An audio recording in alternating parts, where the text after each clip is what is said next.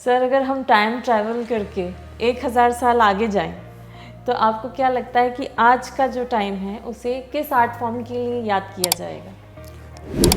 मैं काल्पनिक चीज़ों में ज़्यादा उत्तर नहीं जी। देता। मैंने कल्पना, ठीक है, कल्पना एक सीमा तक उपयुक्त है।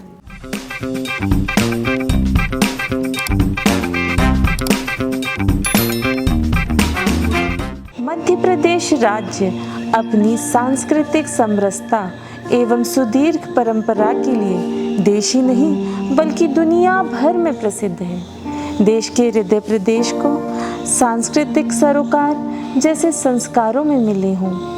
लोक के सजीले संसार से लेकर आदिवासियों की अनूठी परंपराएं जहां सुधीजनों को विस्मृत कर देती हैं, तो वहीं ग्वालियर, मैहर जैसे संगीत के नायाब घराने मध्य प्रदेश के शास्त्र के साथ संबंध होने के पुख्ता प्रमाण प्रस्तुत करते हैं। भीमबेटका की आदिकाल की चित्रकलाएं और खजुराहो के विश्वविख्यात शिल्प उत्कृष्ट रचना के उदाहरण हैं। यहाँ का कला संसार कई संस्कृतियों का संगम स्थल रहा है और यही इस प्रदेश के सांस्कृतिक समृद्धि की मिसाल पेश करते हैं।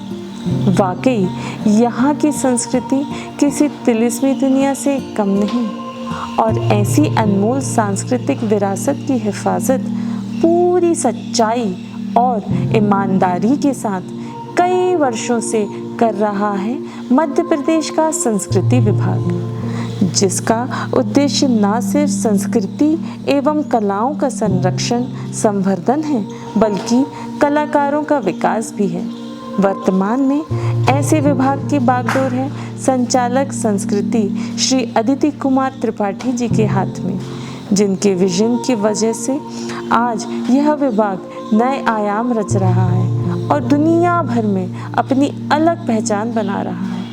आज श्री अदिति कुमार जी हमारे साथ हैं और मैं आप सभी को बता दूं कि वे एक प्रशासनिक अधिकारी होने के साथ बहुत अच्छे लेखक, वक्ता भी हैं। सर, जैसा कि आपने स्त्रियों की बात की है, तो over the period of time हमारे भारतवर्ष में नारियों की स्थिति कैसे इवॉल्व हुई है? हाँ, बहुत बढ़िया प्रश्न है आपका ये। ये देखिए कि जो आज की स्थिति है, यहाँ तक आने में हमें थोड़ा सा इतिहास को झांकना पड़ेगा। भारतीय जो सांस्कृतिक परिदृश्य है उसमें महिलाओं की जीवन की यथार्थ की झलक जानने के लिए हमें भारतीय इतिहास को मोटे तौर पे 4 खंडों में विभाजित करना पड़ेगा जी। पहला खंड होगा ये जो वैदिक खंड है, दूसरा खंड होगा पौराणिक बौद्ध और शंकराचार्य कालीन, तीसरा होगा मध्ययुगीन और जो इन सबसे इवाल्व होकर जो आधुनिक समय आया, आधुनिक काल। इन 4 खंडों में विभाजित करके हम नारियों की स्थिति के बारे में, उनके जो विकास के बारे में चर्चा करेंगे। जहाँ तक वैदिक काल की बात है, हम ये जानेंगे कि वैदिक काल की नारी जो है हीनता से, दीनता से, पराधीनता इत्यादि की दुर्बलताओं से रहित थी और दर्प से मुक्त थी। वह स्वयं के अनुशासन से स्व अनुशासित थी। वह झूठी वर्जनाओं और कृत्रिम बंधनों से सर्वथा मुक्त थी।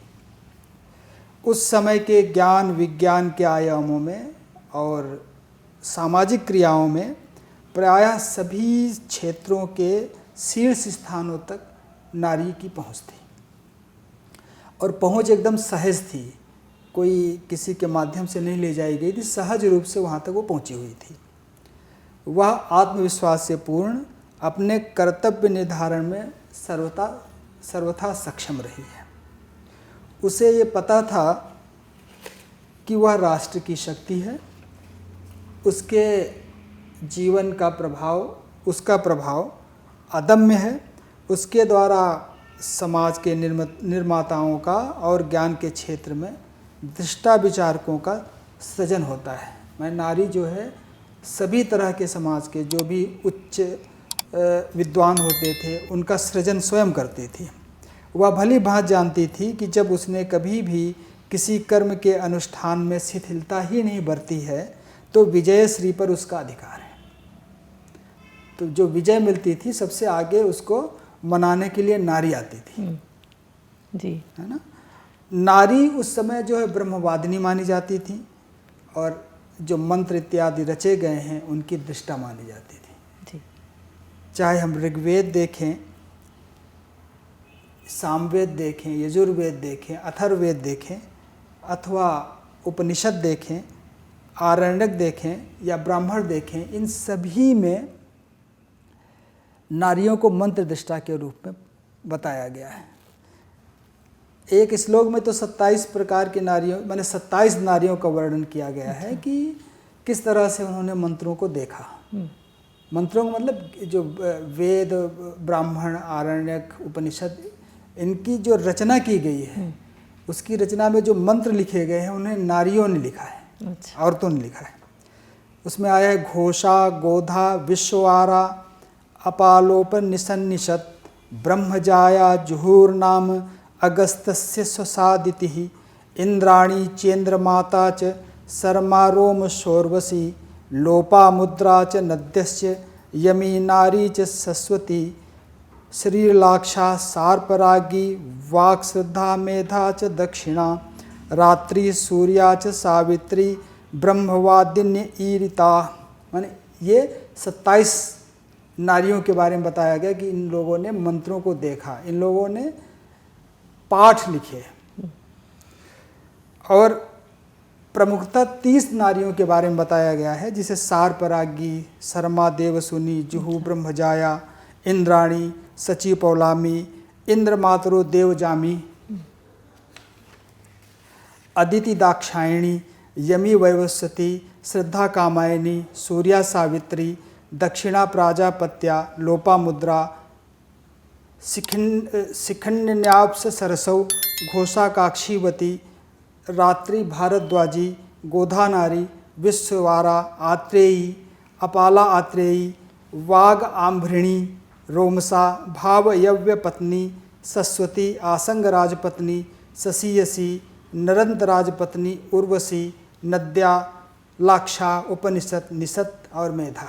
ये 30 नारियां ऐसी हैं जिन्होंने उस काल में,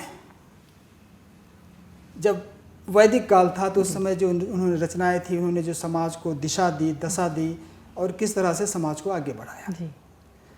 उसके बाद आता है पुराण काल। पुराण काल में बौद्ध काल और शंकराचार्य काल को भी हम शामिल कर लेते हैं।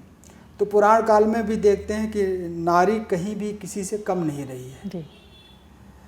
यहाँ तक कि जब युद्ध क्षेत्र होते थे उसमें आगे जो सैन्य संचालन करती थी वो भी नारियां करती थी। बुद्ध काल में जो है नारियां मठों में रह के तपश्चर्या में रत भी रही हैं। यहाँ तक कि जब आगे बढ़ते हैं, बौद्ध काल जब समाप्ति प्राय है, समाप्त होता है, तो शंकराचार्य जी का काल आता है। उस समय शंकराचार्य जी से जो शास्त्रार्थ करने वाली विदुषी है, अच्छा। वो भारती है। जी। मंडन मिश्र की पत्नी कहलाती है। हाँ। जी। तो यहाँ तक हम देखते हैं कि नारियों का भारतीय समाज में एक समतुल्य, एक समकक्ष स्थिति रही है। सर, आपने बहुत खूबसूरती से बताया कि वैदिक काल में जो महिलाओं की स्थिति कितनी अच्छी और सर्वोपरि थी। सर, फिर मध्यकाल में का आप थोड़ा हमें व्याख्या करेंगे कि उस वक्त कैसा स्थिति थी, और फिर मॉडर्न में भी सर, ताकि हम एक तुलनात्मक और एक वो कर सकें। जी सर। ठीक है। जो मध्यकालीन स्थिति है वो एक तरह से अंधकार युग होता है। अच्छा। कारण है यह है कि इस समय जो भारत की राजनीतिक स्थिति है वो डामाडोल रही है। बाहरी जो आक्रांता है यहाँ पे आए हैं। यहाँ पे जो पहले शिक्षा पद्धति थी जिसमें सभी का इन्वॉल्वमेंट था, स्त्रियों का, और वो गुरुकुल सिस्टम से थी। माने हर एक आदमी का जो 75% जीवन है वो जंगलों में व्यतीत होता था। किस तरह से? जैसे बालक पैदा हुआ तो 5 साल के बाद वो गुरुकुल में भेज दिया जाता था। 5 साल से 25 साल तक वो गुरुकुल में रहा। उसके बाद उसको गृहस्थाश्रम में लाया जाता था। 25 से 50 साल तक वो नागरिक होता था, नगर में रहता था, गांव में रहता था, और उसके बाद फिर से जो है वो वानप्रस्थ में चला जाता था 50 से 75 तक, और 75 के बाद वो सन्यासी हो जाता, मैंने उसको संन्यास्त हो जाना होता था। तो इसमें क्या होता था कि उस जो भारत की शिक्षा व्यवस्था है, जो यहाँ की सामाजिक व्यवस्था है, वो जंगलों पे आधारित है। जी। पहले जो गुरुकुल होते थे, गुरुकुलों में जो नागरिक गण होते थे वो वहाँ पे भोजन की व्यवस्था, वस्त्र की व्यवस्था, तो जो ये गुरुकुलों की व्यवस्था थी ये इस तरह से थी कि बालक जाता था वहाँ पे पढ़ने के लिए, और गुरुकुलों को जो संचालन और संधारण है उसके लिए समाज सहयोग करता था। किस तरह से? जो गृहस्थाश्रम वाले लोग होते थे उनको फूड सप्लाई करते थे जी। और जो वानप्रस्थी लोग थे 50 से 75 वाले, वो गुरुकुलों के आसपास रहते थे। आसपास रह के गुरुकुल में जो शिक्षा दी जाती थी कि जंगलों को कैसे बचाना चाहिए, किस तरह से समाज के साथ पेश आना चाहिए, किस तरह से कृषि की जानी चाहिए, तो वो सारा कुछ वो वहाँ पे विद्यार्थियों के साथ मिलकर के साफ सफाई और सब कुछ करते थे। जी। तो जो 50 से 75 वाला वर्ग था वो भी गुरुकुल के साथ में ही अटैच रहता था और गुरुकुलों की इस तरह से देखभाल की जाती थी। गुरुकुल में कोई बंधन नहीं था, कोई भी जाके पढ़ता था। वहाँ पे स्त्रियाँ भी पढ़ती थी, मतलब बालिकाएं भी पढ़ती थी, वो भी प्रशिक्षित की जाती थी। अब होता क्या है कि बाहर से इस युग में आक्रमण होते हैं ये, और आक्रमण किस तरह से होते थे कि कभी दिन में आक्रमण, कभी रात में आक्रमण, कभी किसी भी तरह से आक्रमण होते रहते थे। कभी उत्तर दिशा से, कभी दक्षिण दिशा से, कभी जो है आग से लोगों को जला दिया, कभी कुछ कर दिया। तो ये जो आक्रांता थे, इन आक्रांताओं के लिए जो था वो लूटपाट था। जो लूट, चाहे वो धन की हो, चाहे संपत्ति की हो, यहाँ तक कि वो नारी को भी एक कमोडिटी समझते थे, उनको भी लूट के ले जाते थे।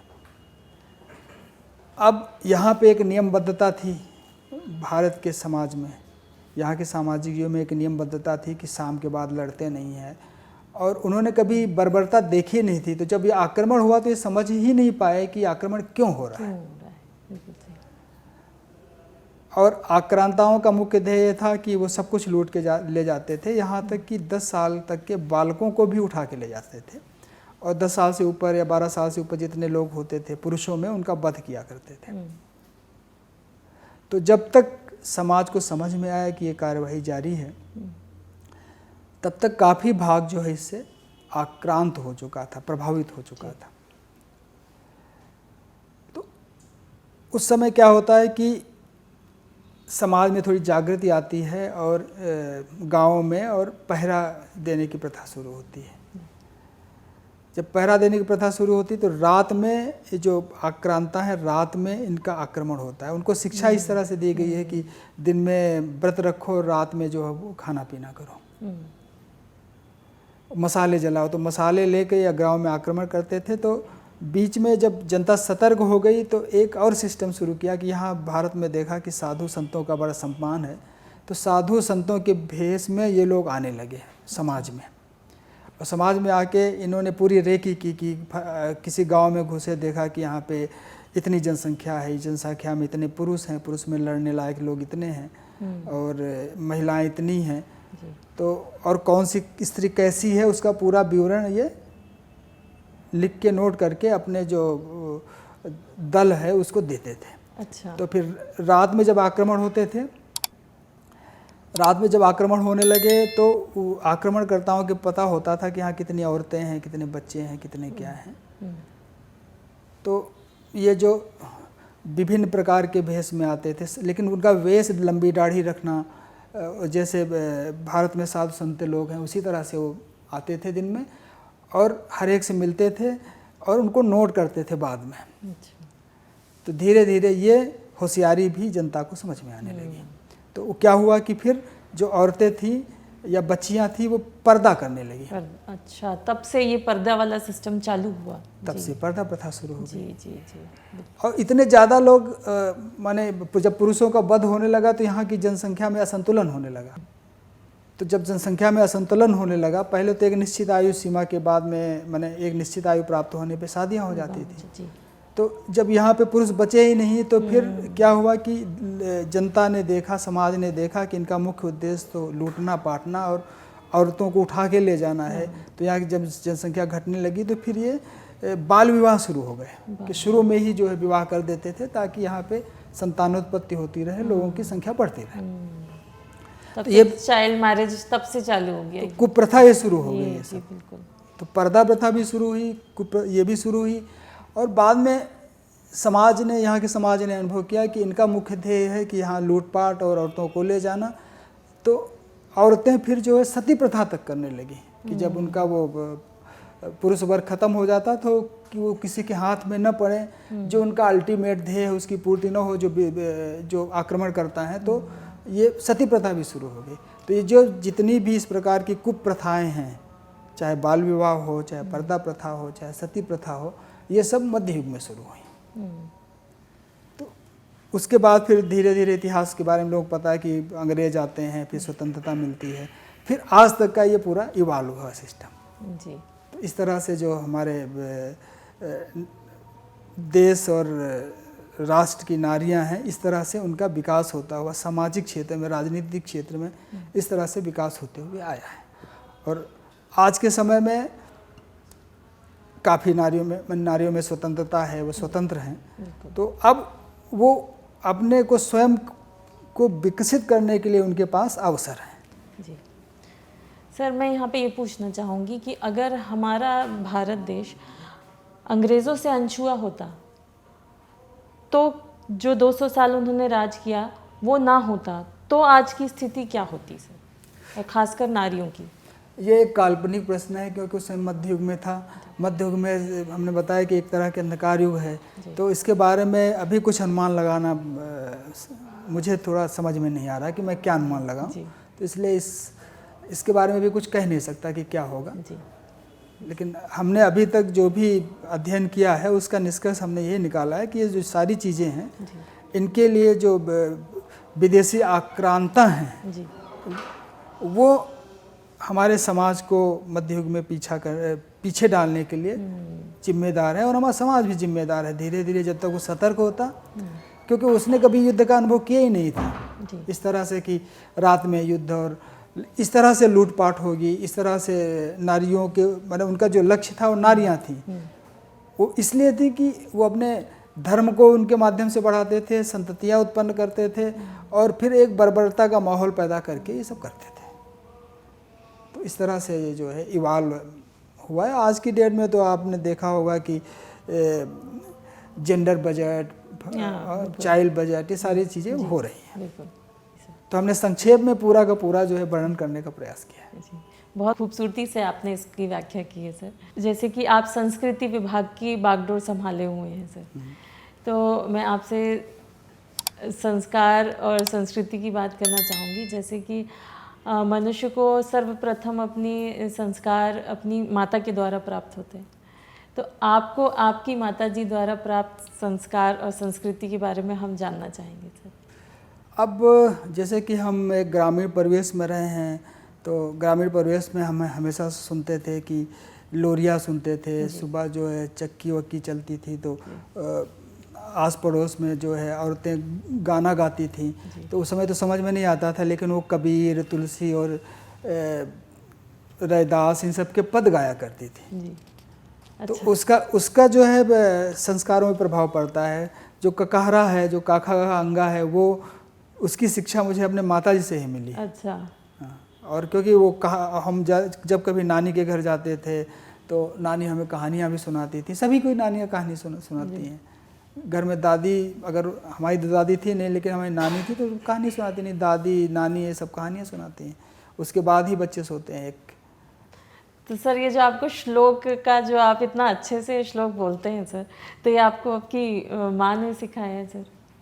हाँ, उनका भी योगदान है और वो ये सब सीखते गए धीरे धीरे जो है जी। और मुझे थोड़ी पता था कि मैं एक संस्कृत विभाग का डायरेक्टर बन जाऊंगा। लेकिन सर, आप इतना खूबसूरती से इसको संभाले हुए हैं सर, तो आप मुझे ये भी बताएं कि आजकल जो अभिभावक है अपने बच्चों को संस्कृति के क्षेत्र में भेजने से काफ़ी हिचकिचाते हैं, क्योंकि उनका मानना ये होता है कि ये शौक के लिए काफ़ी है, परंतु जीवन यापन का साधन नहीं बन सकता। तो सर इस बारे में आपका क्या विचार है सर? देखिए, संस्कृति आदमी को आदमियत सिखाती है। जैसे हम अपने माता पिता का सम्मान करते हैं, बड़े बुजुर्गों का सम्मान करते हैं, भाई बहनों से अच्छा व्यवहार करते हैं, मृदु व्यवहार करते हैं, कोमलता का व्यवहार करते हैं, तो ये सब व्यवहार कहाँ से आते हैं? ये इसकी जो प्रारंभिक गुरु है वो हमारी माँ होती है, हमारे पिता होते हैं। तो जब तक समाज में एक दूसरे का सम्मान नहीं होगा, मतभेद स्वाभाविक है लेकिन मनभेद नहीं होना चाहिए। लोगों से असहमत हो सकते हैं लेकिन लोगों से द्वेष नहीं होना चाहिए। हम किसी बात से किसी से असहमत हो सकते हैं लेकिन उसकी वजह से हम उससे द्वेषपूर्ण नहीं हो सकते। तो ये हमें संस्कृति सिखाती है। जो हमारी संस्कृति है वो ये बताती है कि हमें किस तरह से लोगों के सामने पेश आना चाहिए, कैसा व्यवहार करना चाहिए, समाज में कैसे रहना चाहिए। ये हमें कोमलता सिखाती है, हमें मृदुलता सिखाती है, हमें जो है चतुराई भी सिखाती है, होशियारी भी सिखाती है। सभी तरह की जो शिक्षा है हमें संस्कृति देती है। तो शिक्षा के अवदान में, शैक्षणिक अवदान में जब तक संस्कृति का प्रभाव नहीं होगा तब तक हम आगे बढ़ नहीं पाएंगे। क्या होगा इससे कि आप देखते हैं ज़्यादातर कि लोग शिकायत करते हैं कि माँ बाप अकेले रह जाते हैं, उनको जो है अनाथाश्रम में या वृद्धाश्रम में छोड़ आते हैं। तो ये प्रवृत्तियाँ जो है जो बढ़ेंगी, क्यों बढ़ेंगी? क्योंकि अगर हम अपनी संस्कृति को छोड़ते हैं तो ये प्रवृत्तियाँ बढ़ेंगी। तो इसलिए हमें अपने संस्कृति को देखना चाहिए। और संस्कृति आपको सोचने का सही तरीका दे सकती है। पेट तो सभी भर लेते हैं, जानवर भी भूसा खा के भर लेते हैं, कुछ खा के भर लेते हैं। अगर इसी तरह से आदमी भी केवल पेट भरने का काम करने लगे, पेट भरने के लिए रोजगार करने लगे, तो उसमें और पशु में कोई अंतर नहीं बचेगा। तो संस्कृति ही है जो इससे पृथक करती है। आदमी को तार्किक बुद्धि देने के लिए संस्कृति ही बताती है कि ऐसा करिए। तो संस्कृति का बड़ा महत्व है और इसको जो लोग रोजगार के रूप में देना चाहते हैं तो रोजगार के रूप में मिल सकता है, और नहीं तो लोग जो है आकुल व्याकुल रहते हैं। किसी को पता चला कि बीपी है, किसी को जो है डायबिटिक है, वो केवल सोचने और समझने और स्ट्रेसफुल लाइफ जीने का तरीका होता है। इन सब से बचने के लिए जो संस्कृति है उसको अपना के हम एक सही दिशा में जा सकते हैं। सर, मध्य प्रदेश में जन्मे किसी बच्चे को कलाकार बनना है तो उस हेतु आप उसको क्या मार्गदर्शन देना चाहेंगे, और पेरेंट्स को भी आप क्या सलाह देंगे इसमें कि ताकि वो उनका सपोर्ट कर सके, और किस तरह से वो फैसिलिटीज़ प्रोवाइड कर सकते हैं बच्चों को? मैं तो यही कहना चाहूँगा कि जो भी रोजगार है उसे सतर्कता से चुना जाए, और जो आदमी की, जो मनुष्य की, जो बालक की स्वाभाविक प्रवृत्ति है उसको इग्नोर न किया जाए। क्योंकि अगर हम ज़बरदस्ती किसी को साइंस मार कूट के पढ़ाएंगे या उसको बोल के या उसको जो है डांट के पढ़ाएंगे तो वो उसमें पिछड़ जाएगा। और जो ललित कला है, जो संगीत और गायन और वादन का क्षेत्र है, जो ये संस्कृति का क्षेत्र है, इस क्षेत्र में जाने के बाद आदमी को आत्मसंतुष्टि मिलती है। और जीवन का ध्येय यही है कि आत्मसंतुष्टि मिलनी चाहिए। नहीं तो फिर जो है कि आपाधापी में आदमी जी रहा है और उसमें जो है मर रहा है। तो आदमी को चाहिए कि उसको, उसकी जो कल्चर है उसको स्ट्रेस लेस लाइफ देना है। ये महत्वपूर्ण है। तो ये संस्कृति ही पैदा कर सकती है। सर, इंडियन हेरिटेज को प्रिजर्व करने की, सेफगार्ड करने की इतनी चर्चा होती है, तो इसका क्या इम्पोर्टेंस है? हमारी सोसाइटी को कैसे बेनिफिट कर सकता है, कंसीडरिंग कि वो इतना ज़्यादा कॉस्ट इन्वॉल्व होता है उसमें? सर, जब हम अपने माने जैसे हिंदू संस्कृति जिसको बोलते हैं या कोई भी संस्कृति हो, जब हम उसकी जड़ों में जाते हैं तो देखते हैं कि वहाँ पे पशुओं को पालने की व्यवस्था है। पशुपालन का तात्पर्य है कि अगर आपके घर में पशु है तो आपका जो थोड़ा बहुत अन्न भोजन बचता है उसको वो ग्रहण करता है। इसके अलावा जो आपकी जो आसपास हरियाली उसको खा के फिर से पुनर्नवा करता है। आपको बदले में वो जो है दूध देता है, इसके अलावा जो है गोबर देता है, और फिर धीरे धीरे जो उनकी संततियाँ होती हैं वो इस क्रम में आगे बढ़ती जाती हैं। तो ये तो हुआ अपना पशुओं के बारे में। पक्षियों के बारे में कहा जाता है कि इनको दाना दीजिए, ये करिए वो करिए, तो वो फैलाते हैं चारों तरफ जाके, बीज चारों तरफ जाके फैलते हैं जी।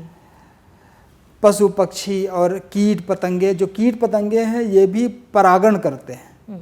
अगर मधुमक्खियाँ सारी ख़त्म हो जाएं तो ये जो परागण की व्यवस्था ही ख़त्म हो जाएगी, तो पूरी सृष्टि ही ख़त्म हो जाएगी।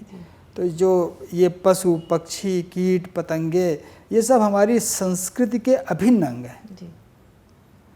तो ये पूरी की ये पूर्णतया जो है प्रकृति पे आधारित है और अनन्योन्याश्रित है। माने आदमी जो है केवल एक कृत्रिमता के साथ में न जिए, उसको जो है प्राकृतिक रूप से सहज और सरलता के साथ जीना चाहिए, ये हमारी संस्कृति बताती है। तो इसलिए हमें अपनी संस्कृति को अपनाना चाहिए। कोई भी संस्कृति हो, जिसकी जो संस्कृति हो वो अपना सकता है वो अपनी संस्कृति, और वो हमेशा उसको एक सही दिशा की ओर प्रेरित करते हैं, क्योंकि वो अनुभव जो भी लिखा गया है वो अनुभव की बात है। जैसे मान लीजिए मैं आज 55 साल का होकर अब इस अनुभव पर पहुँचा हूँ, तो अगर मैं कुछ लिखता पढ़ता हूँ तो वो हमारा अनुभव है, दूसरों के लिए मार्गदर्शक हो सकता है। तो ये हमें अब हमारी संस्कृति बताती है। जी सर, आपको ये क्या लगता है कि जो आजकल का मॉडर्न लाइफस्टाइल है और बहुत ज़्यादा ओवर इन्वॉल्वमेंट इंटरनेट की दुनिया में है, तो उससे क्या आर्ट फॉर्म्स उतने डेवलप नहीं हो रहे हैं जितना कि अदरवाइज़ होते, या फिर स्पेशली मैं यहाँ पे परफॉर्मिंग आर्ट्स की बात करूँगी सर? क्या होता है, देखिए किसी चीज़ को देख के आदमी उससे प्रभावित होता है, उसमें उसका इन्वॉल्वमेंट होता है। हाँ, अगर अंधे तरीके से किसी जगह पे इन्वॉल्वमेंट है तो उसको कुछ दिनों के बाद में समझ में आता है कि अरे ये तो ठीक नहीं, मतलब एक निश्चित सीमा तक, जिसको बोलते हैं लिमिट तक ही कोई काम करना ठीक है। जैसे ही ओवर लिमिट हो जाता है तो वो सब बेकार हो जाता है। मतलब उस जैसे हम लगातार मान लीजिए फ़ोन ही देखते रहें, जैसे कि आदत बन गई है, तो लगातार फ़ोन देखते देखते हमारे मन मस्तिष्क पे जो प्रभाव पड़ता है, हमारी आँखों पे जो प्रभाव पड़ता है और हमारी लाइफ स्टाइल पे जो प्रभाव पड़ता है वो ठीक नहीं रहता। तो कुछ दिनों के बाद समझ में आता है कि हम गलत कर रहे हैं जी। और फिर धीरे धीरे आदमी उसको कंट्रोल करता है। कई बार ऐसा होता है कि जब तक समझ में आता है तब तक वक्त निकल जाता है। तो समय रहते अगर कोई चेत जाए तो अच्छी बात है। तो इसके बारे में लोगों को खुद के अनुभव से ही पता चलता है। और इसमें अगर कोई पढ़ता लिखता है, किसी संस्कृति के क्षेत्र में जाता है, तो उसको पूर्व उदाहरण के रूप में मिलते हैं और उसको उसका अनुकरण कर सकता है चाहे तो। जी। आज का जो टाइम है किस चीज़ के लिए ट्रेंडिंग है? आज दुनिया में गति का समय है। जी। किसी भी प्रकार की गति हो, अगर अभी आप इंटरनेट की आप बात करें तो इंटरनेट में जितनी गति आती जाएगी, लोगों का समय उतना उसमें कम होता जाएगा। जैसे हमें पहले 1 MB डाउनलोड करने के लिए बहुत समय लगाना पड़ता था, अब हम पलक झपकते ही GB में डाउनलोड कर सकते हैं। तो गति जो है आदमी को सुविधा देती है, लेकिन गति के साथ दुर्घटनाएं भी बढ़ जाती हैं। जैसे आराम से कोई जा रहा है, एक हम सड़क का उदाहरण लेंगे कि आराम से कोई जा रहा है, गति कम है तो बच जाता है, लेकिन जब गति बहुत ज़्यादा हो जाती है तो उसमें दुर्घटना का भी ज़्यादा भय होता है। मतलब भय वहाँ भी है जब कम गति है, लेकिन इसमें ज़्यादा भय है, तो इससे परे जाना होगा। जी सर, आप जैसे कि टाइम का बोल रहे हैं कि मैं काल्पनिक चीज़ों में विश्वास नहीं करता हूँ, लेकिन फिर भी मैं एक आपसे आखिरी क्वेश्चन ज़रूर पूछना चाहूँगी कि यदि आपको आज सरकार बोले कि एक टाइम कैप्सूल तैयार कीजिए, तो आप उसमें कौन सी 5 चीज़ें रखना चाहेंगे और क्यों? नहीं, ये सरकार कहने वाली नहीं है। और हमसे भी काबिल लोग पढ़े हुए हैं, वो अपना सोचे। हमें हर एक को अपनी स्थिति और गति का और सीमा का ध्यान रखना चाहिए। जी। जो जिस काम को करने लायक, जैसे वैज्ञानिक लोग हैं वो उस काम के लिए बने हैं, ललित कला वाले हैं वो दूसरे काम के लिए बने हैं, मूर्तिकार दूसरे काम के लिए बने हैं, पेंटर्स कुछ और करने के लिए बने हैं, गाने के लिए कुछ और है। हर एक आदमी का क्षेत्र अच्छा है, इसलिए दूसरे से बिना चिढ़े हुए, बिना उससे वो प्रतियोगिता और किए हुए, जो जहाँ है वहाँ वो श्रेष्ठ है। जिस फील्ड को जानता है उस फील्ड में केवल आगे बढ़ता जाए, और कोई भी पूर्ण नहीं है, कोई सभी विद्याएं नहीं ले सकता है, एक साथ ही कोई सब कुछ नहीं हो सकता। हाँ, थोड़ा थोड़ा जानना तो ठीक है, लेकिन एक साथ किसी विषय का कोई विशेषज्ञ नहीं हो सकता है। और ये जो लोग धारणा बनाते हैं कि अमुक आदमी फलानी जगह है तो उसको अमुक काम ही देना चाहिए, ठीक नहीं है। सबको सब काम मिलना चाहिए, सबको सब कुछ करना चाहिए। जी सर, आपसे बात करके बहुत अच्छा लगा और हमारे दर्शकों को बहुत ज्ञान प्राप्त हुआ होगा सर। और थैंक यू सो मच, आपने अपना इतना वैल्यूएबल टाइम निकाला मेरे शो के लिए, और thank you so much sir. बहुत बहुत धन्यवाद, बहुत अच्छा काम कर रही हैं आप। जो है ये जो स्त्री विमर्श जो है ना, ये बहुत अच्छा विषय है। इससे जो है संतानों का और उन सब का जो है विकास होता है। बहुत बहुत धन्यवाद इस प्रयास के लिए। Thank you sir. Thank you.